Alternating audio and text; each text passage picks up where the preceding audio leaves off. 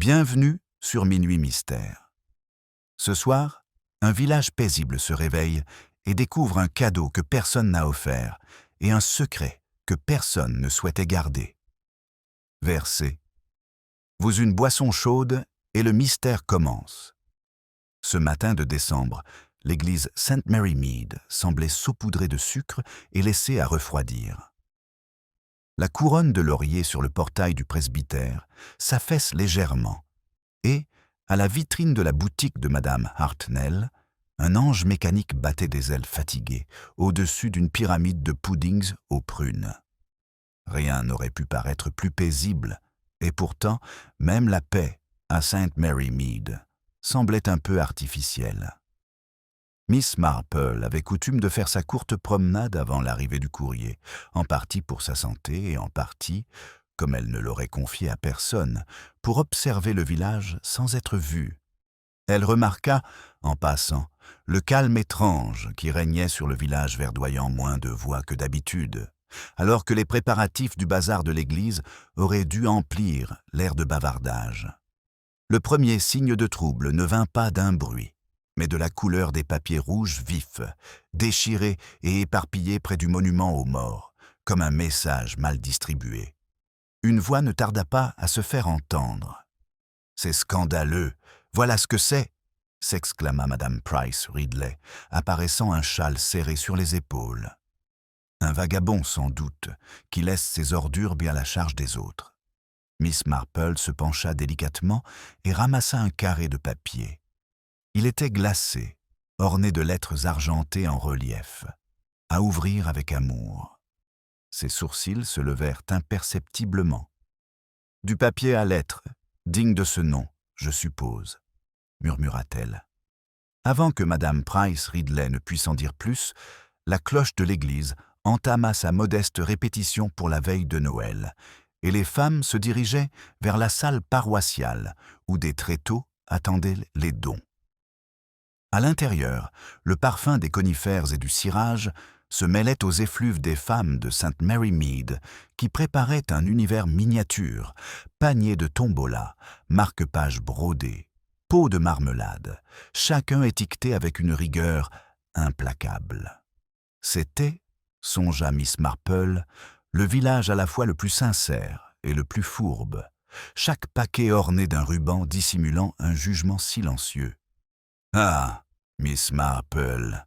s'écria la femme du vicaire en s'avançant, un bloc-notes à la main. « Vous êtes toujours aussi en avance. Nous avons trouvé quelque chose de très étrange sur scène cette nuit. Un colis sans carte. Vous n'auriez aucune idée de qui il pourrait être ?» Miss Marple sourit.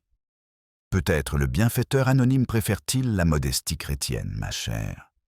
Mais la modestie n'était guère une vertu cultivée là où la curiosité régnait. » Le paquet reposait seul sur le quai, enveloppé dans du papier kraft et ficelé d'une cordelette rouge. Sur le dessus, en lettres capitales soignées, quelqu'un avait écrit « Pour celui qui connaît la vérité ». Cette phrase, murmurée par plusieurs personnes, changea l'atmosphère du hall, aussi sûrement qu'un courant d'air. « Quelle plaisanterie !» lança M. Harbottle, l'organiste, d'un ton peu convaincu. Le jeune Léonard Clément se prend sans doute pour un amuseur. Il a donc choisi une mauvaise saison, renifla Madame Price Ridley. Je ne laisserai pas le bazar se transformer en farce. Miss Marple, les yeux mi-clos, observait l'écriture, délibérée, sans fioriture, comme si l'auteur avait refoulé ses sentiments plutôt que de les exprimer. Le papier, sous la ficelle, portait de légères traces, semblables aux marques de pression d'une plume lourde. Elle ne dit rien, car le moment n'était pas encore venu de parler. En milieu de matinée, le hall bourdonnait à nouveau d'activité. Les pièces de monnaie tintaient, les enfants répétaient un chant de Noël, et la légère tension se dissipa dans le rythme paisible de la vie à St. Mary Mead. Pourtant, lorsque le paquet fut glissé derrière le rideau, plusieurs regards le suivirent. Celui de Miss Marple, lui, resta impassible.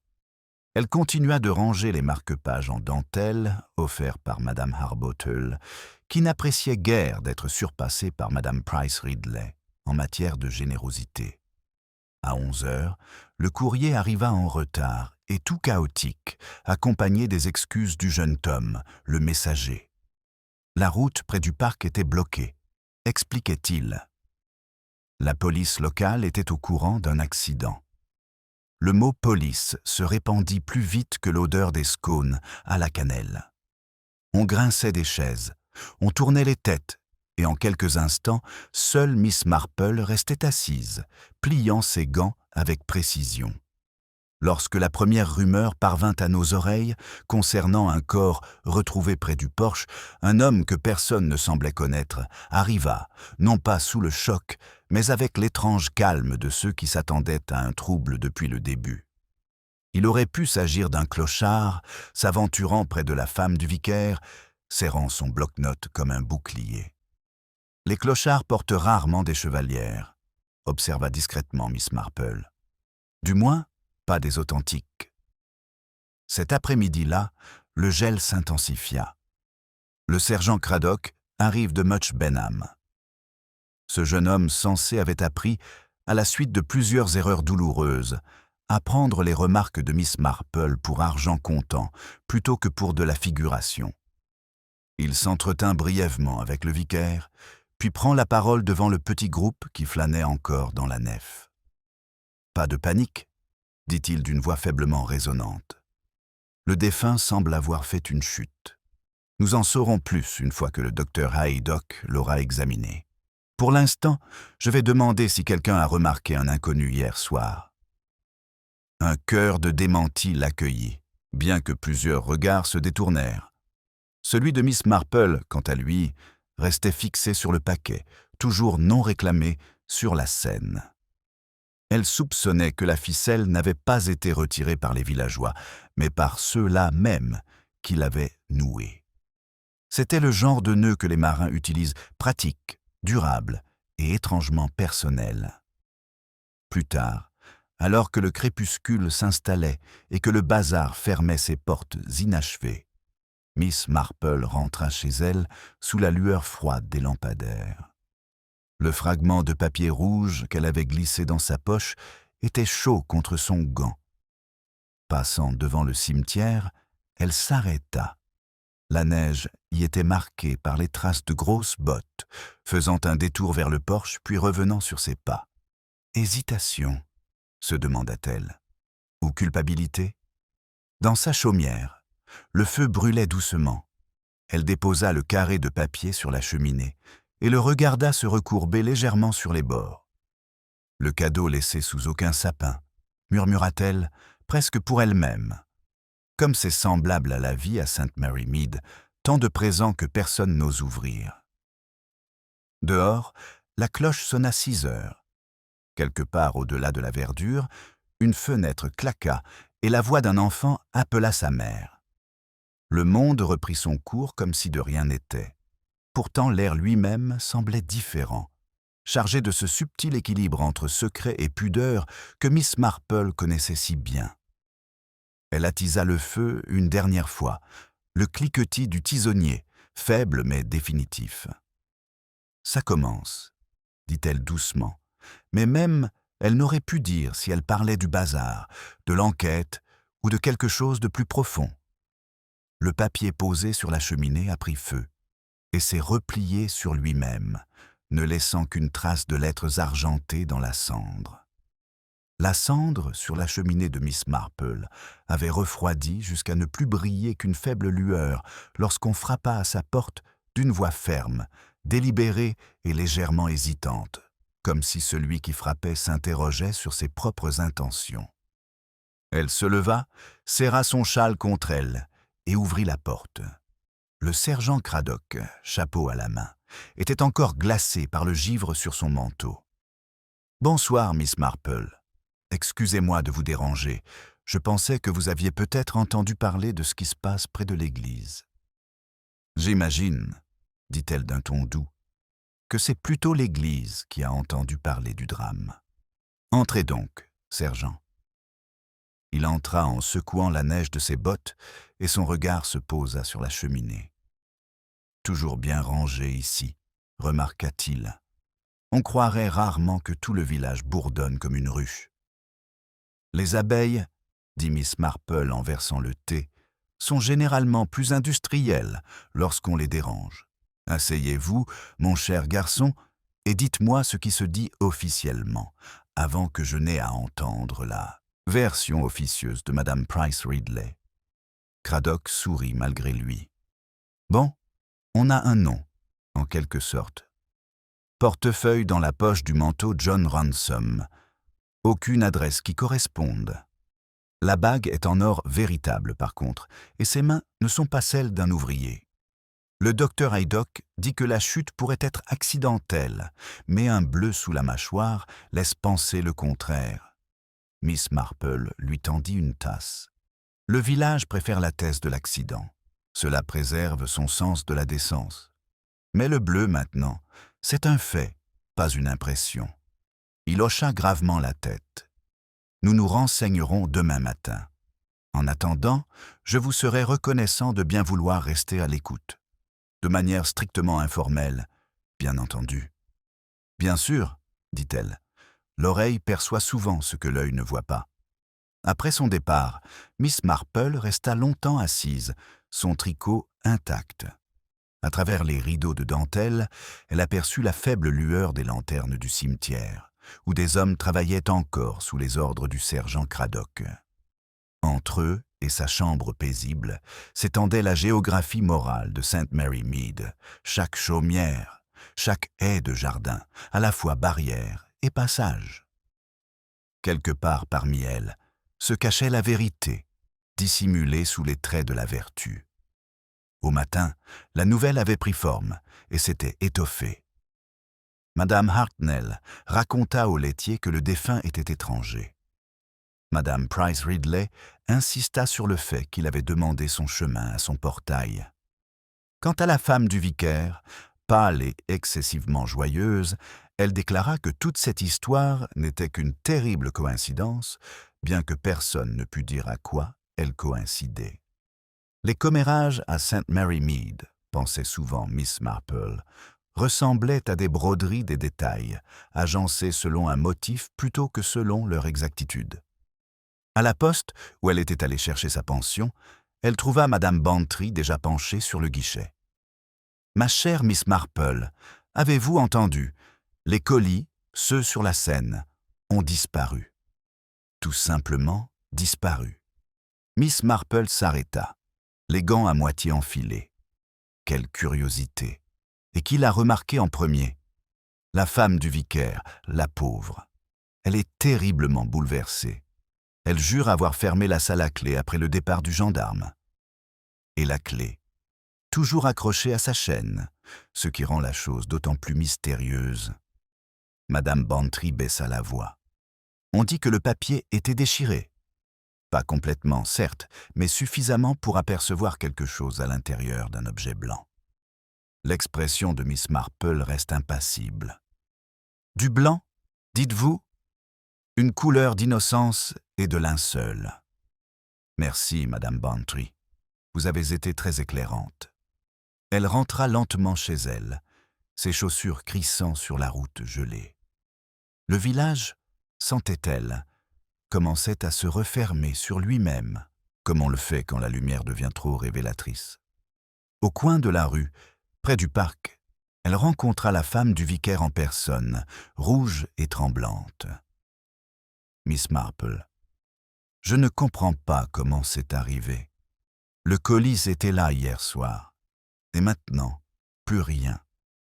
Nul besoin de vous reprocher cela, ma chère, dit doucement Miss Marple. Les choses importantes ont cette façon de se déplacer lorsque la vérité cherche à être découverte. La jeune femme la regarda, impuissante. C'est affreux, n'est-ce pas? Un homme est mort, et maintenant, eh bien, on dirait une histoire, sortie tout droit d'un de vos livres d'horreur. Pas terrible, j'espère, sourit légèrement Miss Marple. Simplement humain. Ce soir-là, alors que les lampadaires étaient allumés le long de la grande-rue et que l'air embaumait la fumée du charbon et le pain grillé, Miss Marple reçut une autre visite, celle de Léonard Clément, le fils du vicaire, plus grave que d'habitude. « Je voulais vous demander, Miss Marple, croyez-vous que ce soit vrai? Que disent-ils? Que l'homme a été retrouvé avec un mot? » « Un mot ?» répéta-t-elle. « On dit qu'il y avait écrit « Pardonne-moi » ou quelque chose comme ça. Ma mère est très angoissée à cause de ça. » Miss Marple le regarda fixement. « La rumeur est un miroir, Léonard. Elle nous montre nos peurs, non les faits. Il a colorié. Vous avez toujours le don de rendre les choses sensées, madame. Simplement parce que les gens préfèrent souvent le sensationnalisme au bon sens. Cependant, un petit mot serait plutôt personnel, non? Oui, dit-il en hésitant. C'est ce qui rend la situation encore plus grave. Quelqu'un du village devait forcément le connaître. Miss Marple inclina la tête. Oui, je pense que quelqu'un doit le faire. Quand il est parti, elle se tenait de nouveau près de la fenêtre. De l'autre côté du chemin, l'horloge de l'église scintillait dans la brume. Un faible bruit, porté par le martèlement du vent, provenait peut-être de l'atelier du charpentier près du presbytère. Pourtant, ce bruit avait un rythme qui l'inquiétait, comme si quelque chose se scellait plutôt qu'il ne se créait. Sur sa table reposait une simple branche de houx, tombée de la couronne de sa porte. Elle la fit tourner entre ses doigts, se piqua une fois à l'épine et la déposa près de sa tasse de thé. La goutte de sang qu'elle avait fait couler semblait presque festive sur la porcelaine. Dehors, les derniers rayons du soleil s'évanouissaient.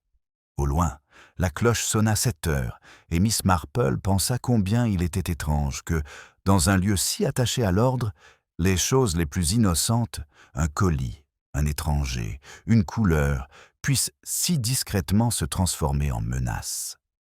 Elle prit son tricot, le regard pensif. « Les apparences sont si trompeuses, » murmura-t-elle. Et puis, comme pour lui répondre, un son parvient de la ruelle, un pas précipité, un nom chuchoté et le bruit sourd d'un petit objet métallique tombant sur le givre. Le bruit métallique résonna dans l'air froid, suivi d'un bref silence. Miss Marple se dirigea vers la porte sans hâte, resserrant son châle. La ruelle était sombre, la neige reflétant le peu de lumière qui filtrait par sa fenêtre. Un jeune homme se pencha pour ramasser quelque chose, un objet pas plus gros qu'une pièce de monnaie, qui brillait faiblement avant qu'il ne le mette dans sa poche.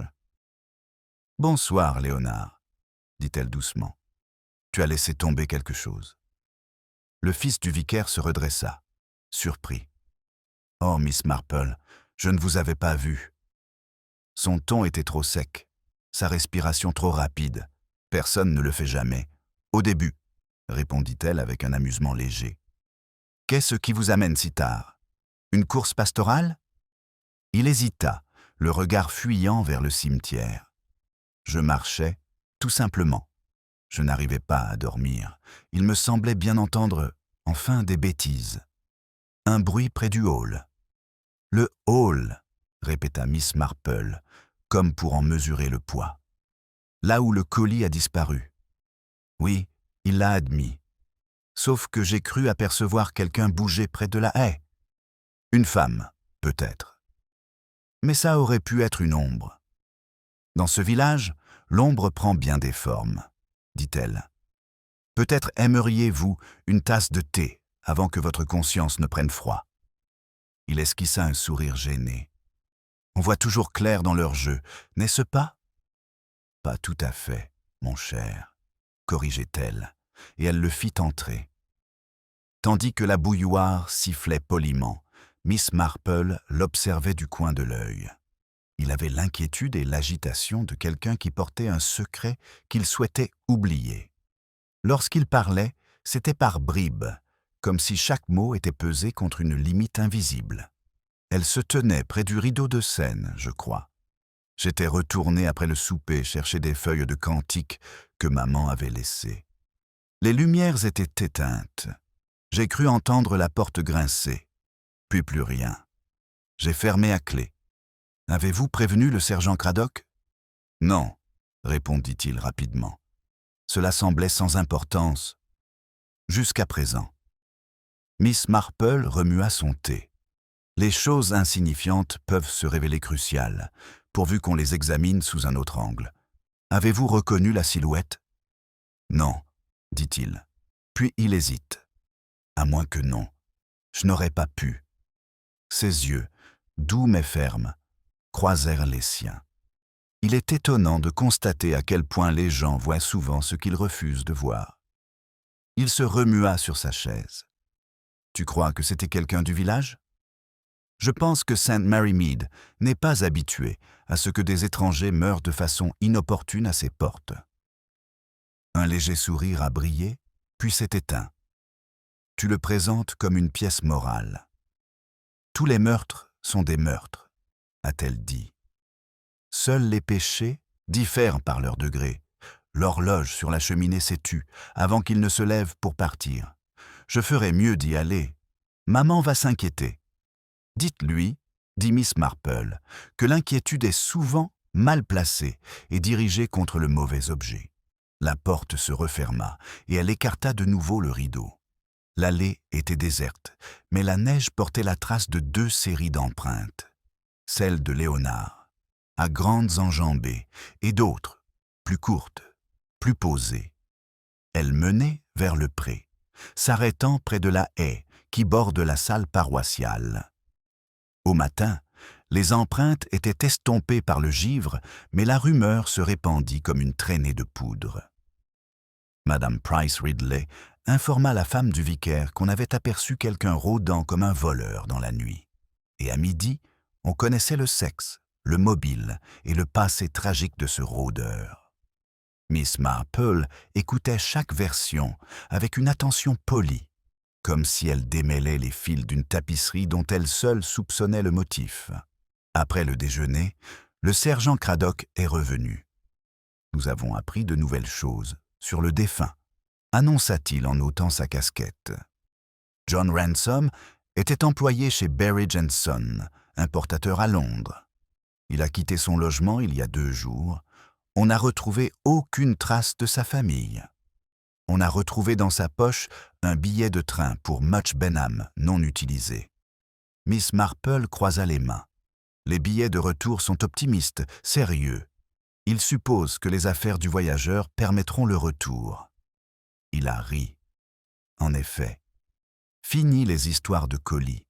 Mon agent a encore fouillé le hall ce matin. Derrière l'orgue, il y a un morceau de papier déchiré coincé sous une pédale. Un emballage brun, ça correspond au colis disparu. Y avait-il quelque chose d'écrit dessus? Quelques lettres. Joe, peut-être John. Ce pourrait être une coïncidence. Les coïncidences, murmura Miss Marple, sont le refuge des esprits ordonnés. Craddock fronça les sourcils, pensif. Vous pensez que les 2 sont liés? Je pense, dit-elle doucement, que les dons disparaissent rarement sans raison, et que ce qui est donné peut parfois condamner. Lorsqu'il est parti, elle resta immobile plusieurs minutes, écoutant le faible tic-tac de l'horloge et le son lointain de la cloche de l'église. À travers la vitre embuée, elle distinguait à peine la silhouette du toit de la salle paroissiale, la neige scintillant le long des avant-toits. Un corbeau se posa dessus, noir sur le blanc, puis s'envola comme dérangé par quelque chose d'invisible. Dans l'après-midi, elle se rendit à la boutique de Madame Hartnell, sous prétexte de commander de la laine. À l'intérieur, 2 femmes chuchotaient près du comptoir. « On dit qu'il avait une photo dans sa poche », murmura l'un d'eux. Une femme, très jolie, mais le visage était flou. Peut-être sa bien-aimée. Ou son complice, dit l'autre, d'un ton sombre. Miss Marple choisit une pelote de laine grise. Vous constaterez, ma chère, que la plupart des complices sont simplement des personnes qui ont été aimées à tort. C'est un crime plus subtil, mais ô combien plus fréquent. Elles rougirent, et elle partit avec son paquet de laine. Dehors, La neige avait cessé, laissant le monde trop propre, trop lumineux, comme une scène entre deux actes. Elle s'arrêta près du portail du cimetière, où des fleurs fraîches avaient été déposées. Quelqu'un y avait ajouté un mouchoir blanc, soigneusement plié. Des initiales JR, brodées en fil d'argent scintillant sous le faible soleil, y figuraient en fil d'argent. Elle n'y toucha pas. Elle se contenta de regarder une rafale de vent soulever un coin, révélant en dessous la faible empreinte d'un anneau imprimé dans la neige. Pas tout à fait circulaire, comme s'il avait été arraché à la hâte. Miss Marple inspira lentement. « Un cadeau rendu », murmura-t-elle. « Ou refusé. » La cloche de l'église sonna 3 heures. Elle se retourna vers chez elle, l'écho la suivant comme une question sans réponse. L'écho de la cloche s'estompa dans l'air froid tandis que Miss Marple traversait la pelouse, ses bottes laissant de légères traces sur le chemin à demi gelé. Le ciel avait pris une teinte grisâtre et glaciale, annonçant de nouvelles chutes de neige. Par-dessus la haie, elle aperçut le sergent Craddock et le docteur Haydock près du portail de l'église, la tête penchée sur un petit objet blanc. Un mouchoir, supposa-t-elle.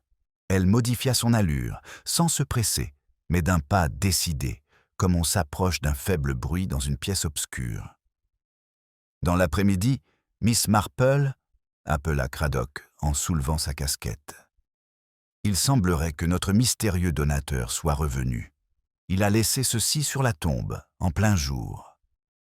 Le docteur Haydock, qui considérait la sentimentalité comme une contagion, laissa échapper un ricanement. Si le pauvre n'était pas déjà mort, je lui prescrirais un fortifiant. L'écriture sur le tissu est aussi délicate qu'une dame est trop délicate pour un homme comme Ransom, dirais-je. Miss Marple examina la broderie. « JR », murmura-t-elle. Une main bien intentionnée, mais pas forcément récente. Craddock fronça les sourcils. « Vous voulez dire une vieille pièce ?» Elle a expliqué que les gens conservent souvent des souvenirs longtemps après que l'affection soit passée de mode. Parfois, ils les rendent symboliquement ou autrement. Haydock haussa les épaules. Quoi que ce soit, il est mort assez vite. Pas de lutte, juste ce coup et une chute. Une mort nette, si l'on peut appeler cela une mort nette. Le regard de Miss Marple s'adoucit. Les morts nettes sont rares, docteur.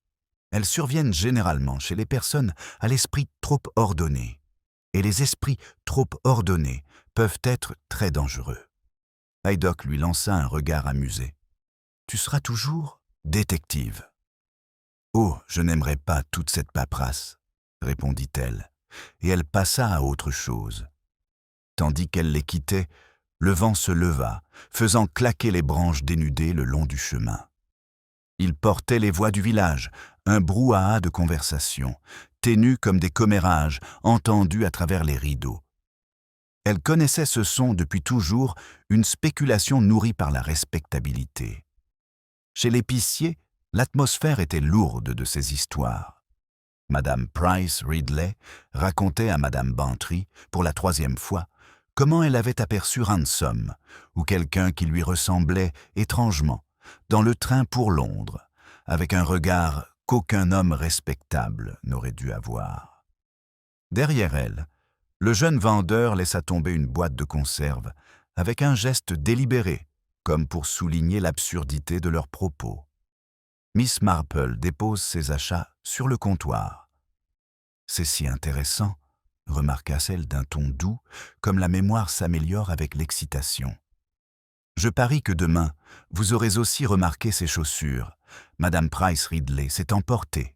Sachez-le, Miss Marple, je me souviens des détails. » En effet, on le fait toujours, sauf pour les personnes qui comptent vraiment.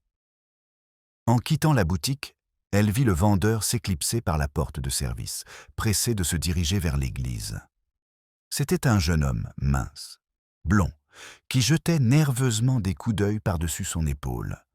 Quelque chose dans sa démarche, trop rapide, trop légère, attira son attention. Elle le suivit discrètement, son pas feutré sur la neige fraîche. Il s'arrêta près de la haie, à proximité du hall, et baissa les yeux. De l'endroit où elle se tenait, à demi cachée, elle le vit ramasser quelque chose par terre, un petit rectangle, peut-être du papier, et le glisser dans son manteau. Puis il s'éloigna rapidement en direction du chemin de traverse menant à Much Benham. Miss Marple attendit qu'il soit parti avant de s'approcher. Là, à moitié enfoui sous la neige, gisait un coin de papier d'emballage brun. Elle se pencha, enlevant le givre, et découvrit un morceau d'étiquette imprimé encore collé dessus « Barry Jenson, Londres ». Le lien avec la firme de Ransom était aussi discret que indéniable. De retour chez elle, elle déposa le fragment à côté du fil gris sur sa table. 2 objets ordinaires, du quotidien, l'un tissé, l'autre déchiré. Et pourtant chacun racontait une histoire dénouée. La pièce semblait trop silencieuse, comme si l'air lui-même écoutait. Elle prit son carnet, ce petit carnet qu'elle n'avait jamais appelé « journal intime », et écrivit « mouchoir rendu », étiquette de la même entreprise. Le jeune homme au magasin était nerveux. Lien possible par le biais des marchandises et non de la personne. On frappa doucement à sa fenêtre. Le facteur, les joues rouges de froid, lui tendit une enveloppe. « Venez, Miss Marple, cachet de la Poste de Londres. » Elle le remercia et l'ouvrit à la lueur du feu. À l'intérieur se trouvait un billet plié, non signé, écrit d'une main soignée. Ne parlez pas de ce qui a été trouvé, cela ne lui était pas destiné. Ni adresse, ni date, juste cette phrase, en équilibre instable, entre culpabilité et avertissement. Ce soir-là, alors qu'elle dînait seule, elle réfléchit au ton du texte. Ni sur la défensive, ni menaçant, ni empreint de tristesse. L'auteur n'avait pas agi par malice, mais par peur. Et la peur, d'après son expérience, était un poison bien plus insidieux que la haine. À 8h30, la cloche sonna de nouveau. Le sergent Craddock entra, sa casquette saupoudrée de neige. « Nous avons retrouvé la trace de Ransom. Il s'occupait de bijoux importés, de petits objets de valeur. Rien de très important, mais de quoi tenter. » Miss Marple plia soigneusement le billet et le glissa sous son panier à couture. Tentation, dentelle. Un mot curieux. Il donne l'impression que le pêcheur est invité. Il la regarda d'un air sévère. « Tu as entendu quelque chose ? » ?»« J'ai entendu beaucoup de choses, sergent. Peu sont fiables. Mais peut-être pourriez-vous vous renseigner pour savoir si un petit objet a été déclaré disparu à Londres ou ici. » Craddock fronça les sourcils. « Vous pensez que c'était du vol ? Je crois que ce qui avait commencé comme un geste de gentillesse s'est transformé en dette. L'avenir nous dira laquelle des deux sera la plus lourde. » Il partit, promettant de revenir le lendemain matin. La porte se referma doucement et Miss Marple s'assit de nouveau près du feu, le visage impassible, l'esprit occupé. Sur la cheminée, les cendres du papier rouge brûlé s'étaient légèrement éparpillées, agitées par un léger courant d'air. Elle tendit la main pour les stabiliser et aperçut, sous la cendre grise, un éclat argenté, une lettre intacte de la vieille inscription « Amour ». La lueur du feu l'illumina un instant, et pendant un moment, le mot sembla revivre, brillant, accusateur et importun. Dehors, l'horloge du village sonna 9h. Son écho se répandant dans les ruelles sombres où les murmures circulaient encore plus vite que la vérité. L'écho de la cloche s'était à peine éteint que Miss Marple se leva, éteignant la lampe et plongeant la pièce dans une pénombre ambrée. Par la fenêtre, elle aperçut la faible lueur du presbytère, de l'autre côté de la ruelle. C'est là, pensa-t-elle, que pourrait surgir le prochain murmure de vérité. Car à St. Mary Mead, les secrets ne disparaissaient pas, ils changeaient simplement d'adresse. Le matin apporta un soleil pâle et l'illusion d'une vie normale. Les villageois, vêtus de leurs plus beaux habits du dimanche, se rendirent à l'église, la voix basse comme si le recueillement et les commérages exigeaient le même silence. Miss Marple les rejoignit, sa présence passant, inaperçue mais toujours remarquée. Elle écoutait, comme on écoute le bruissement des feuilles, les sonorités entre les mots. Madame Price Ridley, parfumée et imposante, était déjà installée près de l'entrée. « Quel dommage pour ce pauvre homme !» murmura-t-elle à la femme du vicaire. « J'imagine que cela va dissuader tout le monde de venir au bazar. C'est terrible pour les finances de la paroisse. La mort complique bien des choses », fit remarquer doucement Miss Marple en prenant place. La femme du vicaire esquissa un sourire, incertaine de la pertinence de cet accord. Pendant l'office, le regard de Miss Marple se posa sur Léonard, assis dans les stalles du chœur. Son chant était régulier, mais son attention se portait souvent sur le dernier banc où le jeune commis d'épicerie, pâle et distrait, était assis. Il sembla qu'un bref échange de regards s'établisse entre eux, aussitôt réprimé. À la fin du cantique, Léonard referma son livre trop brusquement et un petit bout de papier plié tomba à terre. Il avait disparu avant même que Miss Marple ait pu baisser, emportée par un petit garçon espiègle. Elle s'attarda ensuite dehors, près de la porte du Lich. L'air froid était imprégné d'un parfum de houx.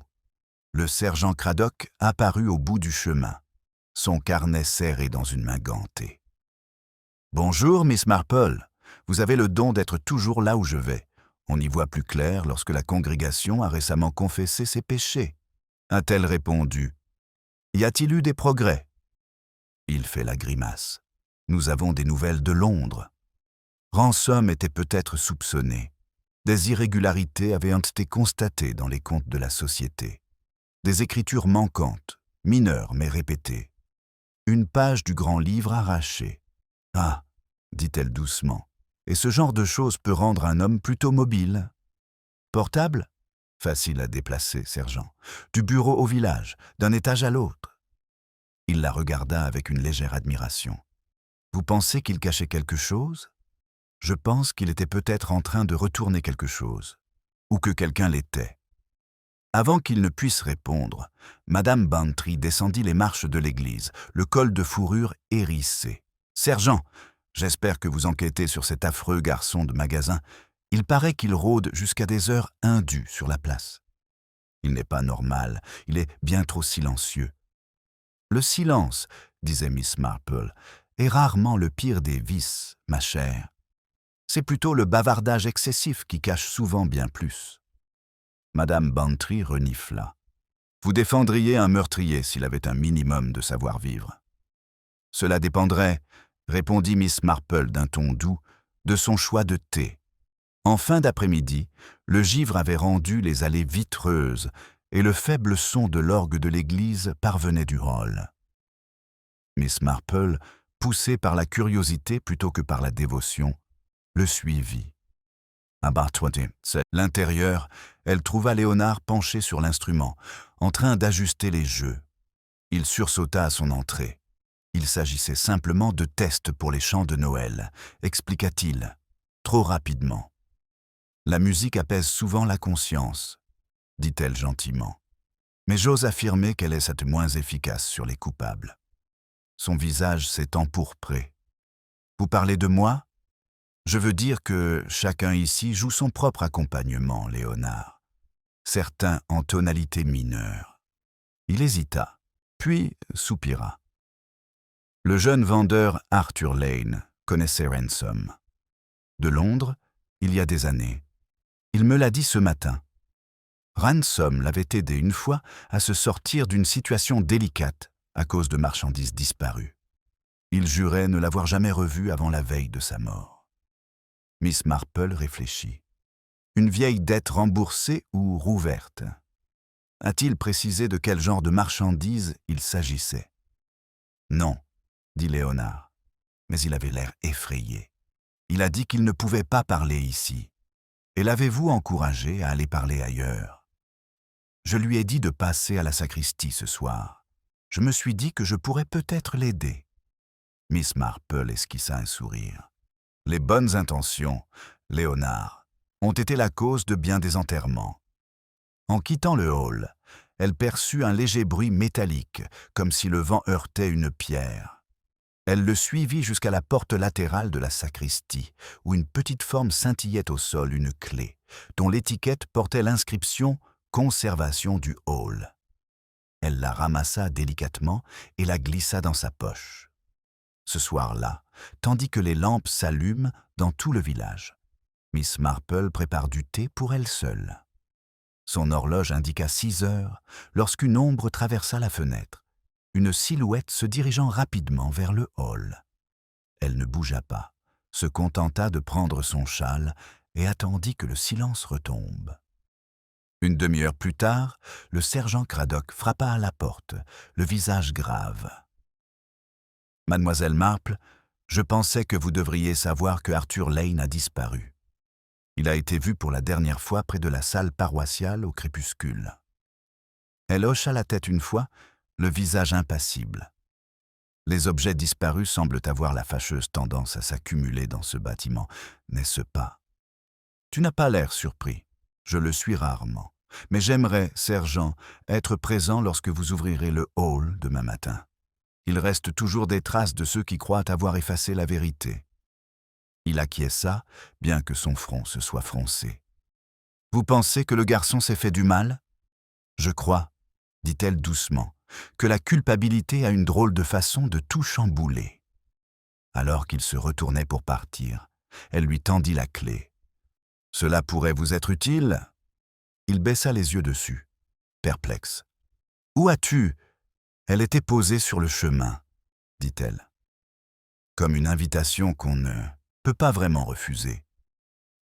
Lorsque la porte se referma derrière lui, Miss Marple resta immobile, écoutant de nouveau le vent siffler contre les vitres. Il s'était remis à neiger, les flocons dérivant comme des pages arrachées d'un livre qu'elle avait presque terminé de lire, mais pas encore. La nuit s'épaississait, s'enfonçant jusqu'aux vitres, comme si elle aussi voulait écouter. Le feu de Miss Marple s'était éteint, sa lueur se reflétant sur la petite théière en laiton, posée à côté d'elle. Elle regardait la neige tomber, épaisse et silencieuse, chaque flocon effaçant les contours du monde. Quelque part au-delà de ce silence se trouvait le presbytère, fermé à clé, plongé dans l'obscurité et silencieux. Elle se leva juste avant l'aube, le pragmatisme dissimulé sous une apparence distinguée. Une bouilloire siffla, une lampe fut réglée, et à 7 heures, elle descendait le chemin, son châle serré contre le froid glacial. Le village n'était pas encore éclairé, aucune fumée ne s'échappait des cheminées, aucun pas ne résonnait, hormis les siens. Dans le hall, le sergent Craddock attendait, tapant du pied pour se réchauffer. « Vous êtes ponctuel comme toujours, » dit-il, bien que sa voix trahisse une certaine inquiétude. « Le gendarme est passé par derrière. Nous allons ouvrir. » La clé trouvée par Miss Marple tournait difficilement dans la serrure. À l'intérieur, l'air était plus lourd, légèrement parfumé de bois humide et de cire. Du givre scintillait sur les rideaux de Seine, là où la lumière de la torche de Craddock glissait sur les planches. « Ça a l'air tout à fait ordinaire, » murmura-t-il. « Mais en fait, c'est toujours le cas, non ?» Miss Marple hocha la tête, ses yeux s'habituant à la pénombre. Des particules de poussière flottaient, comme des pensées suspendues. Une chaise était renversée près de la porte latérale. À côté, quelque chose de petit et de pâle attira son regard. Elle s'approcha. « Un registre », dit Craddock en s'accroupissant. La couverture était déchirée, les pages gonflées d'humidité. Sur la page de titre, de faibles gribouillis au crayon mentionnent plusieurs noms, Ransom, Lane, Ash Berridge, et un chiffre à côté de chaque somme, soigneusement additionné. Miss Marple tourna une page, son doigt, ganté, effleurant un trait d'encre plus foncé que le reste. « Un registre de petites dettes, sergent. Mais pas seulement financières. J'ai déjà vu ce genre de comptabilité, aussi bien dans les cœurs que dans les affaires. Il fronça les sourcils. « Vous voulez dire du chantage ?» Elle pencha la tête. « Ou une confession. Il y a une subtile différence de ton. » Le gendarme revint, le visage pâle. « J'ai trouvé quelque chose derrière, monsieur, près de l'abri à outils. » Ils le suivirent à travers la neige jusqu'à un endroit où une tache blanche avait été soulevée, révélant la terre sombre en dessous. Là gisait Arthur Lane, vivant, mais à peine conscient, sa manche était déchirée, une main serrant quelque chose si fort qu'elle avait fait couler le sang. Craddock s'agenouilla et lui ouvrit les doigts.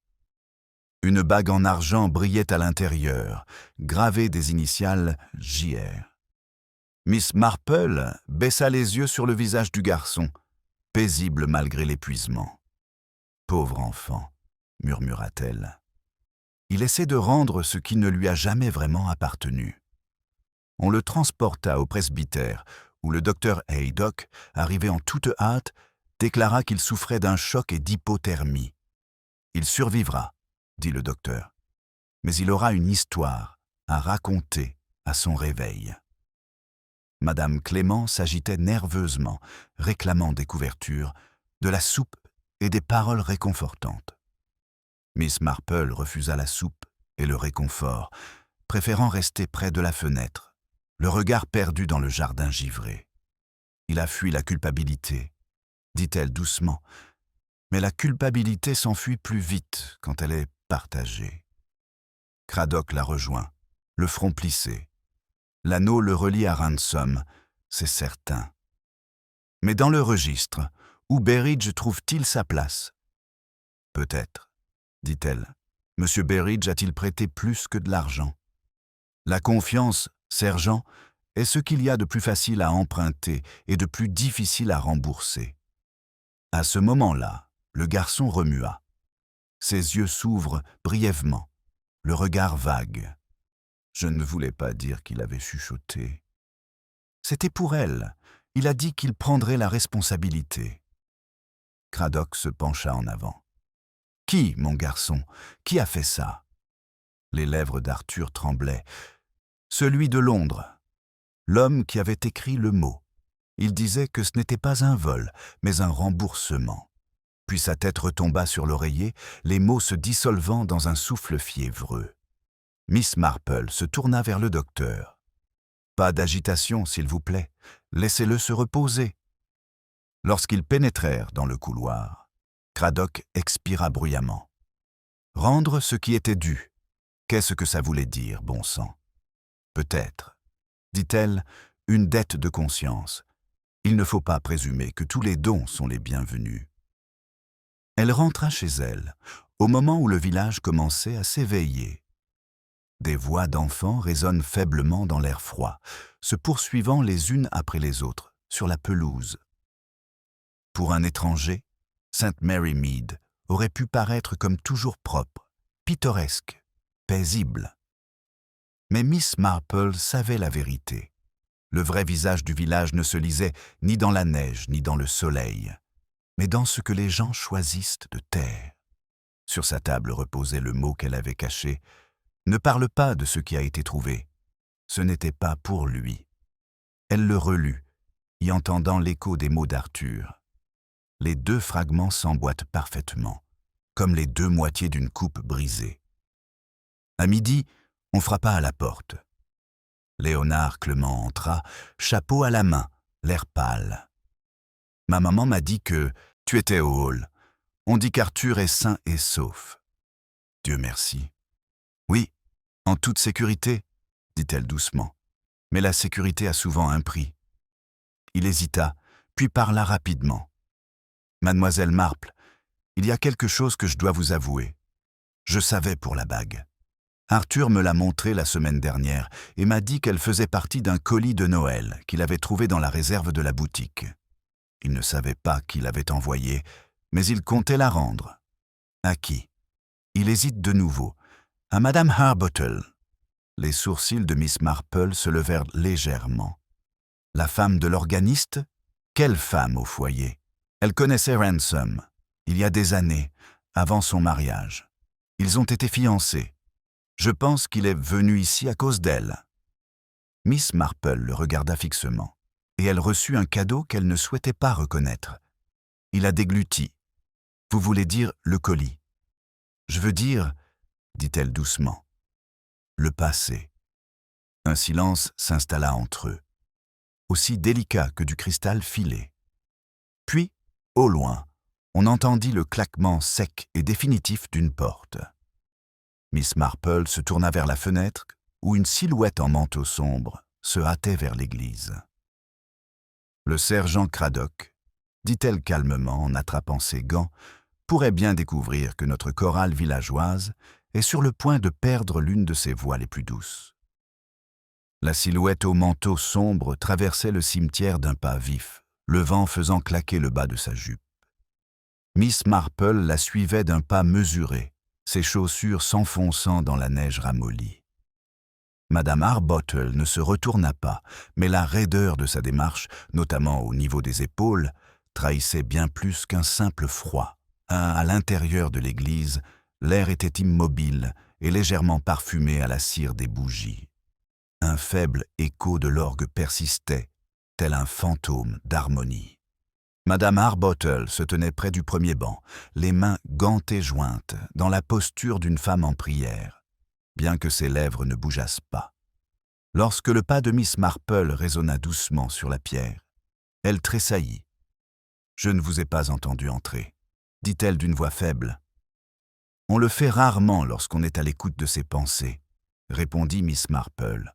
« Vous avez dû passer une matinée pénible. » Madame Harbottle se retourna.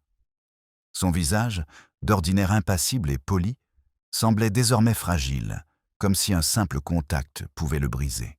« Ils vont tous parler, bien sûr, » dit-elle doucement. « Du garçon, de la bague. Ce n'est qu'une question de temps avant qu'ils ne se souviennent de moi. » Miss Marple s'approcha, posant une main sur le banc ciré.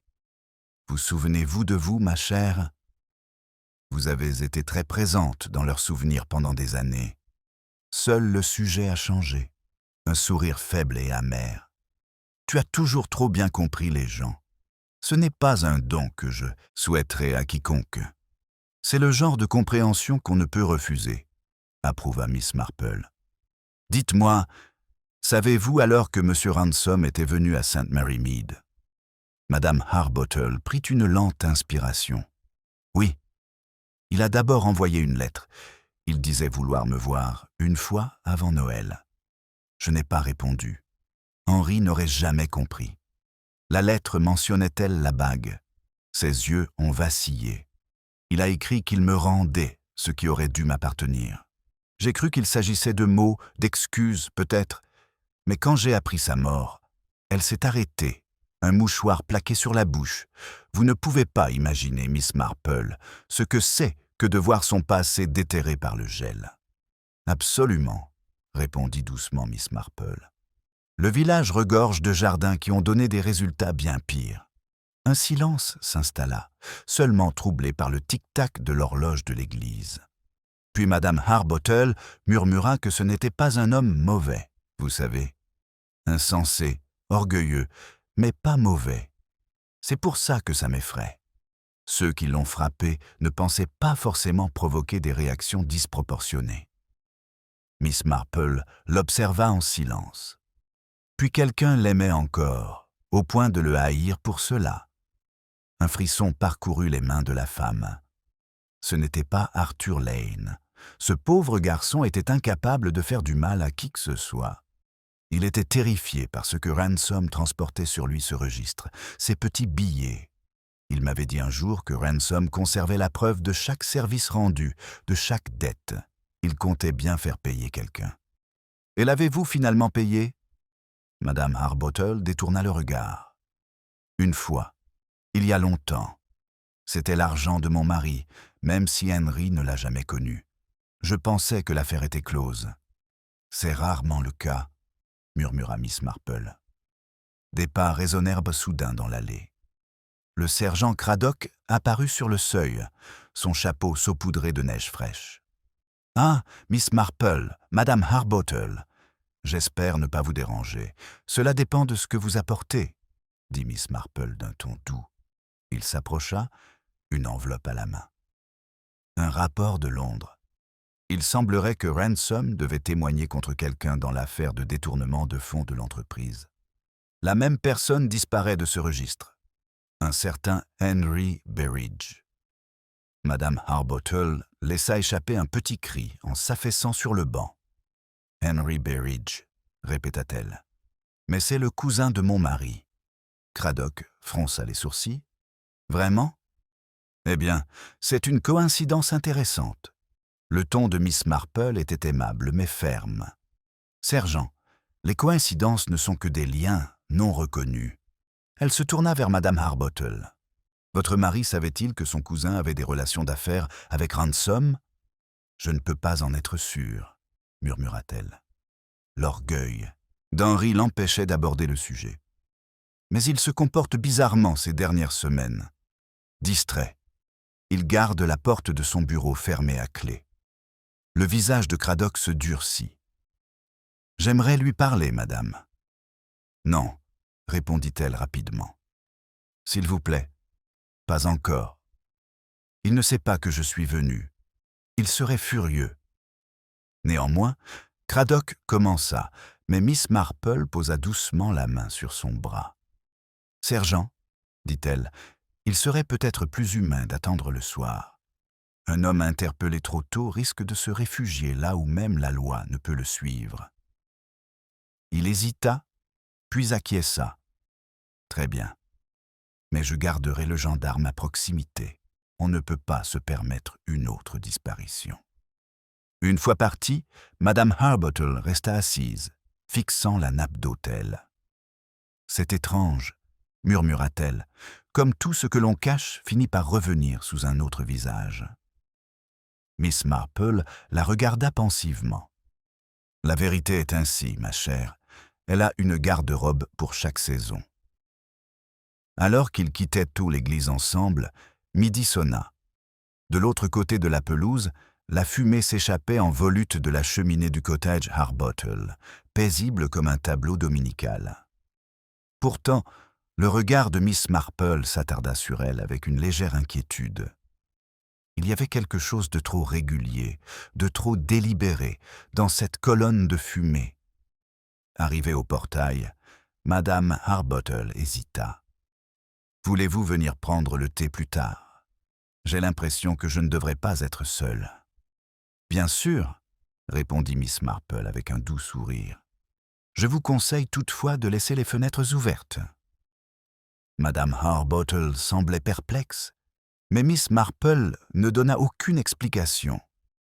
Son regard restait fixé sur la cheminée au loin, où la fumée s'était épaissie, formant désormais des volutes plus sombres, comme si quelque chose de plus que du bois de chauffage brûlait. La fumée s'élevait épaisse et rapide, s'enroulant comme un ruban sombre sur le ciel pâle d'hiver. Miss Marple accéléra le pas, le crissement de la neige sous ses pas étouffé par le sifflement régulier du feu. Du jardin des Harbottle provenait l'odeur caractéristique d'un feu de papier et de vernis, un feu qui n'était pas destiné à réchauffer. Monsieur Harbottle se tenait à la grille, un tisonnier à la main, le visage rougeaud à cause du froid et d'une agitation palpable.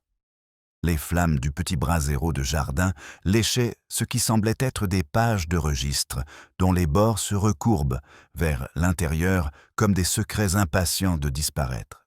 « Bonjour, monsieur Harbottle, » dit gentiment Miss Marple, sans pour autant rien manquer de son regard. C'est bien industriel de votre part de faire le ménage un dimanche. Il laissa échapper un petit rire. Vieille babiole, Miss Marple. Des papiers du bureau. Mieux vaut les détruire avant qu'ils encombrent à nouveau l'année. Ah oui, dit-elle, doucement. Une sage coutume, même si certaines choses ne brûlent pas complètement qu'on ne l'imagine. Il la fixa un instant d'un regard perçant, puis esquissa un sourire forcé. Tu ressembles à mon cousin Henry. Il y a toujours une leçon à tirer des cendres, hein? Mais rien de grave. Ce ne sont que des contes d'il y a des années. Comptabilité, répéta-t-elle, en observant un coin à moitié carbonisé tomber au sol. On y distinguait faiblement la signature « Ransom ». Elle se pencha, comme pour ajuster son châle, son regard s'attardant un peu trop longtemps sur le nom. Il se tourna brusquement vers la maison. « Veuillez m'excuser, Miss Marple, ma femme n'est pas dans son état normal aujourd'hui. Ces derniers événements l'ont perturbée. »« C'est bien compréhensible, » répondit Miss Marple. « Raviver un deuil a le don de perturber même le foyer le plus paisible. » Il ne répondit pas, se contenta de pousser la porte et disparut à l'intérieur. Le brasier siffla une dernière fois, le dernier morceau de papier se réduisant en poussière grise. Miss Marple se redressa, une légère trace de givre se formant sur ses cils. L'odeur d'encre brûlée persistait, âcre et tenace. Lorsque le sergent Craddock arriva, appelé par l'infatigable Madame Price Ridley, qui avait aperçu la fumée et soupçonné un incendie criminel, le feu n'était plus qu'une faible lueur. Il dit que ce sont des déchets ménagers, rapporta le sergent en s'accroupissant pour sonder les cendres avec un bâton. Mais ça ne ressemble pas à des tickets de caisse. Miss Marple aperçut le faible éclat de cire fondue parmi les cendres. « Des sceaux » murmura-t-elle. « Des sceaux officiels, peut-être. Ce ne sont que des conjectures, sergent. » Il fronça les sourcils. « Vous pensez qu'il détruit des preuves ? » « Je crois, » dit-elle doucement, qu'il essaie d'effacer les souvenirs. On confond souvent les deux. À l'intérieur, la maison des Harbottle était étouffante. Le feu du salon brûlait si fort qu'il aurait repoussé tout enfant ou visiteur.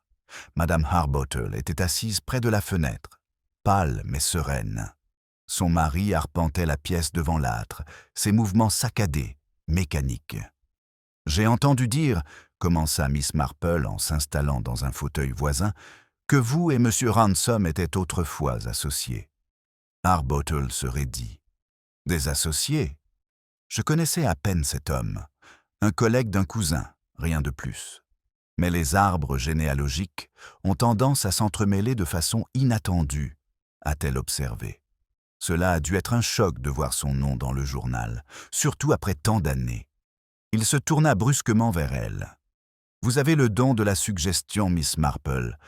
Je vous conseille de l'utiliser avec précaution. Les conseils sont toujours appréciés, » dit-elle d'un ton doux, même s'ils sont rarement suivis. La voix de Madame Harbottle, douce mais tremblante, dissipa la tension. « Henri, je vous en prie, ce n'est pas l'ennemi. L'ennemi, dit-il avec amertume, ce sont les commérages, les sentiments et tous ceux qui s'en nourrissent. Je ne laisserai pas notre nom être traîné dans cette boue. » Miss Marple croisa les mains. « Les noms ont une curieuse persistance, monsieur Harbottle.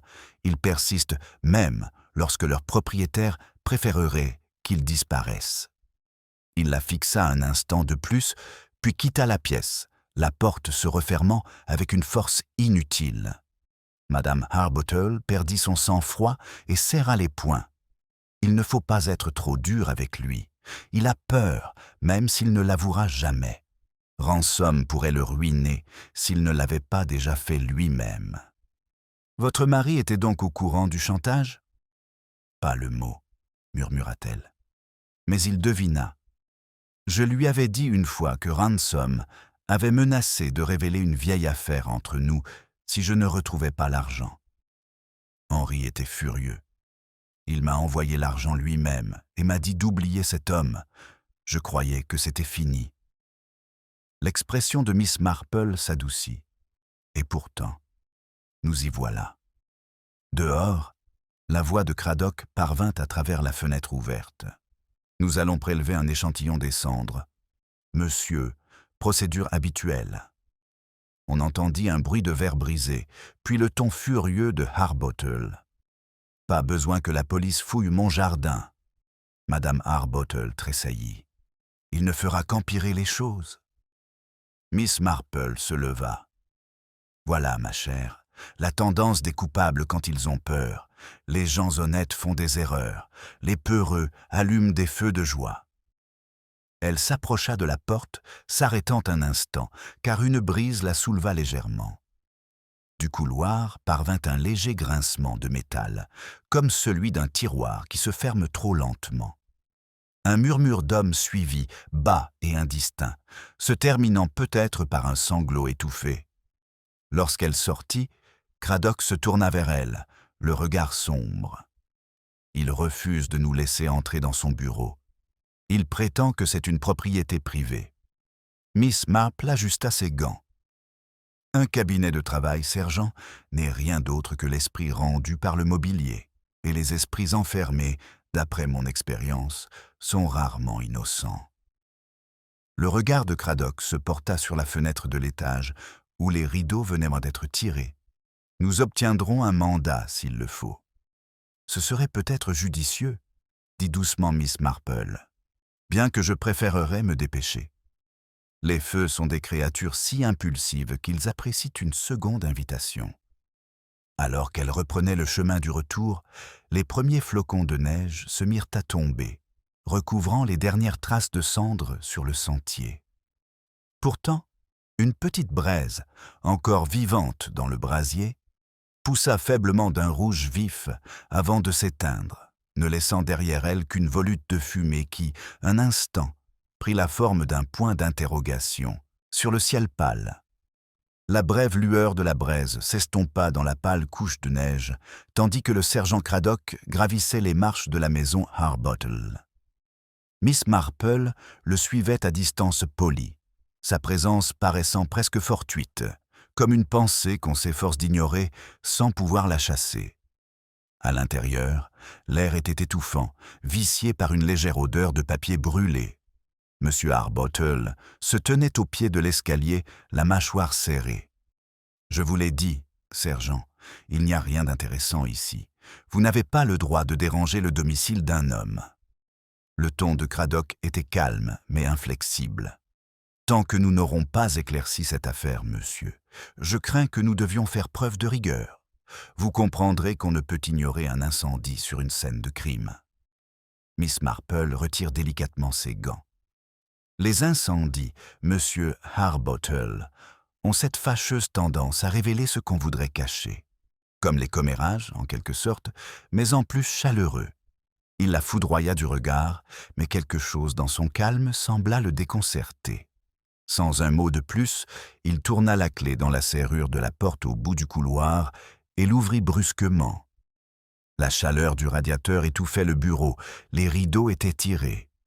Des livres tapissaient les murs, parfaitement rangés, et sur le bureau, sous le vernis brillant, gisaient les restes d'une pile de lettres tranches brûlées, seaux de cire craquelés. Cradock s'approcha, prenant soin de ne pas remuer la cendre qui adhérait encore au buvard. « Encore des déchets ménagers ?» demanda-t-il d'un ton sec. La voix de Harbottle se fit plus incisive. « Correspondance privée. Cela ne vous regarde pas. » Miss Marple s'approcha de la fenêtre. Étrange que les choses privées soient si souvent détruites dès que la mort rôde.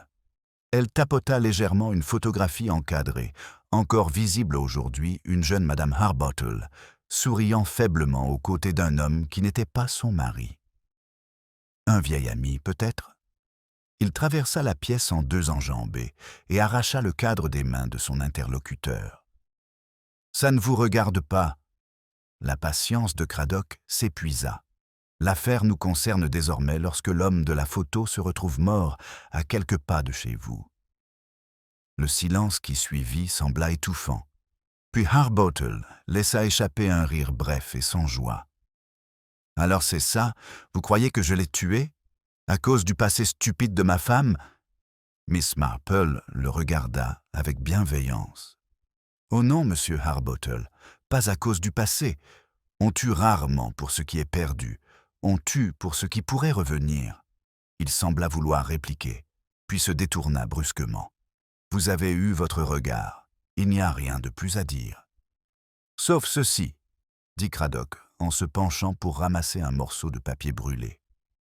L'écriture était floue, mais une phrase restait, lisible pour celui qui connaît la vérité. Miss Marple plissa légèrement les yeux. les mêmes mots qui figuraient sur le colis « Sergent ». Craddock acquiesça. Et de la même main, je parlerai. Harbottle était livide. Ransom était fou de rage. Il avait envoyé ses messages à tous ceux qu'il avait eu affaire, des menaces en l'air, et il y en avait beaucoup. Cet homme était un maître chanteur. Le chantage, dit doucement Miss Marple, exige un débiteur vivant. Une fois le débiteur mort, il ne reste que la culpabilité.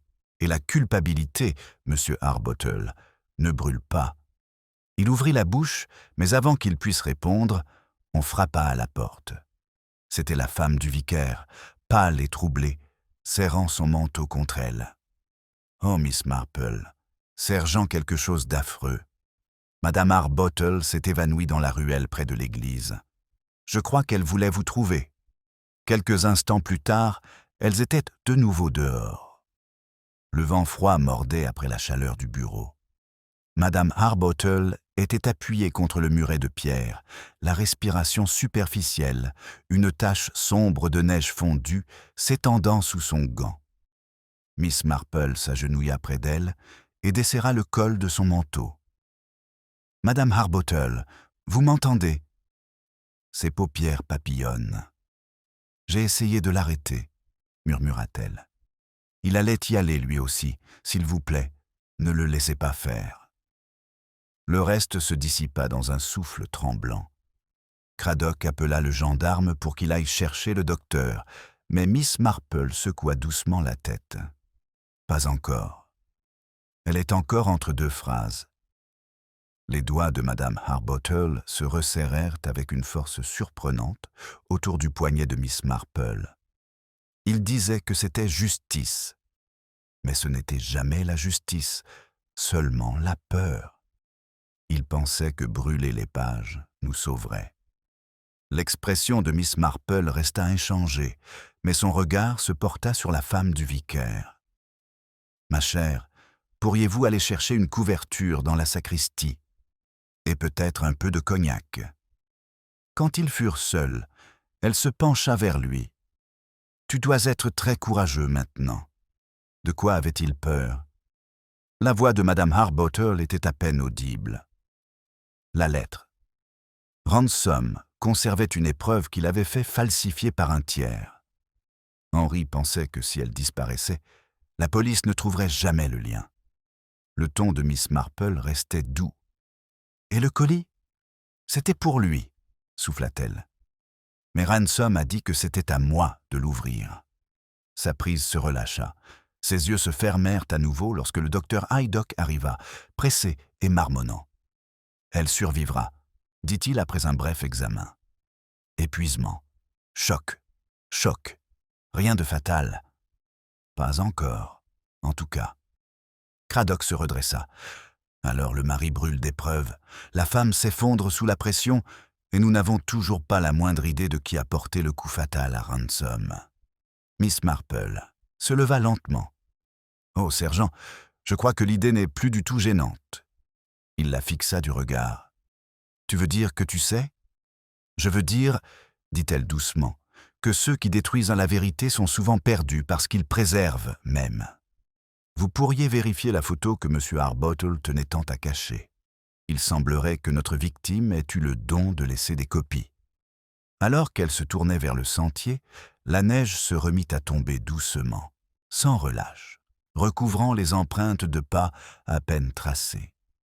Elle s'arrêta un instant, jetant un dernier regard à la maison Harbottle, où une faible lueur persistait derrière les rideaux tirés.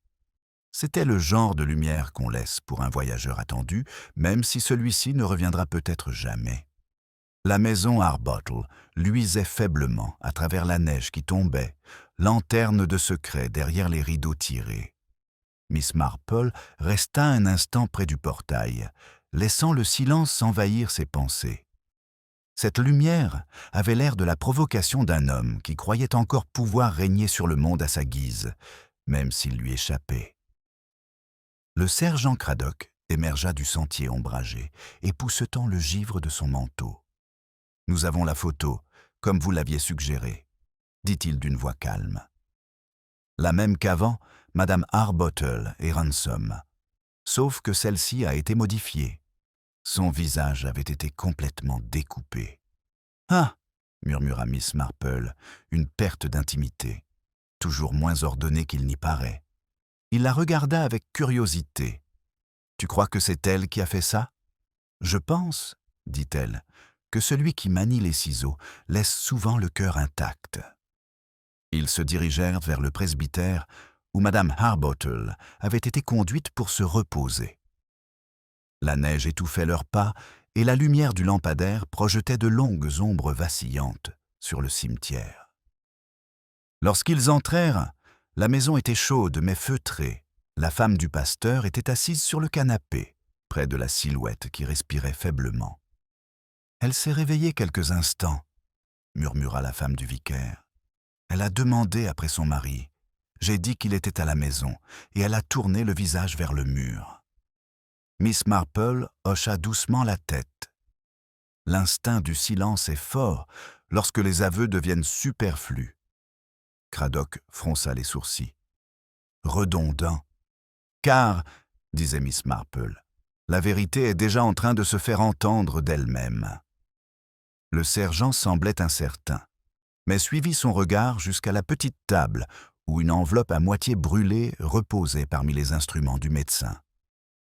L'inscription était faiblement visible mais lisible. « Pour Henry, au cas où je n'aurais pas le courage. » Cradock le déplia avec précaution. À l'intérieur se trouvait une seule page, écrite de la main délicate de Madame Harbottle. Il est venu chercher le pardon, non la vengeance. Je craignais la réaction d'Henry. J'ai caché la bague et la lettre, mais il a suivi Ransom jusqu'à la porte. Je n'ai entendu que la chute, puis sa voix disant que c'était mieux ainsi. Je ne peux vivre parmi ces cendres. Cradock expira lentement, le papier tremblant entre ses doigts. C'était donc lui. Le regard de Miss Marple était absent. Non, sergent. Il croyait devoir protéger son nom, son statut, l'image immaculée et fictive de la respectabilité. Ce sont des meurtriers bien plus anciens que des hommes. À ce moment-là, le vicaire entra lui-même, l'air grave et las. « Elle repose en paix, dit-il. Mais je crains que la paix, comme le pardon, ne vienne tard dans ce village. » Cradock a glissé la lettre dans sa poche. « Il faudra bien sûr l'arrêter. »« Oui, dit doucement Miss Marple. Mais je doute que vous ayez besoin d'aller bien loin. » Comme appelé par ces mots, la porte d'entrée s'ouvrit, laissant entrer une bourrasque d'air froid. Henry Harbottle se tenait sur le seuil, tête nue, la neige fondant sur son manteau. Son visage paraissait étrangement calme, comme s'il avait déjà fait sa confession la nuit elle-même. « Je suppose que c'est terminé, » dit-il. « Vous l'avez lu. » Cradock s'avança, mais Harbottle leva la main. « Inutile, sergent, je ne m'enfuirai pas. Je n'ai jamais eu l'intention de le tuer. Il s'est moqué de moi, a dit qu'elle l'aimait encore et qu'il ne la laisserait jamais partir. Je voulais juste le faire taire. » Miss Marple le regarda avec une pitié silencieuse. « Et vous, vous avez fait cesser un battement de cœur. Les mots sont si dangereux à réduire au silence. » Il baissa la tête. « Voyez-vous, Miss Marple, j'ai passé ma vie à tout maintenir en ordre, à équilibrer les comptes, à tenir la comptabilité. Il me semblait donc naturel de faire de même. J'ai brûlé ce que j'ai pu, mais on n'en brûle jamais assez. » La voix de Cradock était basse. « Nous allons y aller maintenant, monsieur. » Harbottle se tourna une fois vers le canapé, où sa femme était allongée, immobile et pâle. « Dis-lui, dit-il doucement, que le feu est éteint. » Après leur départ, Miss Marple resta un instant de plus dans le salon du presbytère. L'air embaumait légèrement la lavande et les bougies éteintes. Elle contempla la petite couronne de houx posée sur la cheminée, dont les baies étaient desséchées par la chaleur. La femme du vicaire s'approcha avec hésitation. « Vous connaissiez Miss Marple, n'est-ce pas ?» Elle esquissa un sourire. « On ne sait jamais, ma chère. On n'écoute que ce que le village n'ose pas dire. » Dehors, la neige avait cessé de tomber. Une aube pâle se répandait sur les toits, révélant à nouveau le verre glacé, innocent en apparence, sinon dans les souvenirs. Une charrette cliquait au loin, et quelque part une cloche se mit à sonner régulièrement, inéluctablement. Miss Marple resserra son châle contre elle et rentra chez elle, sa silhouette menue se détachant sur la route qui blanchissait. Derrière elle, les premiers rayons du soleil caressent le clocher de l'église, le faisant scintiller comme une vérité trop pure pour être gardée par les hommes. Et dans son salon, attendant patiemment sur la cheminée, la dernière boucle de l'inscription argentée du papier brûlé capta à nouveau la lumière Love. Son sens altéré désormais, mais non effacé.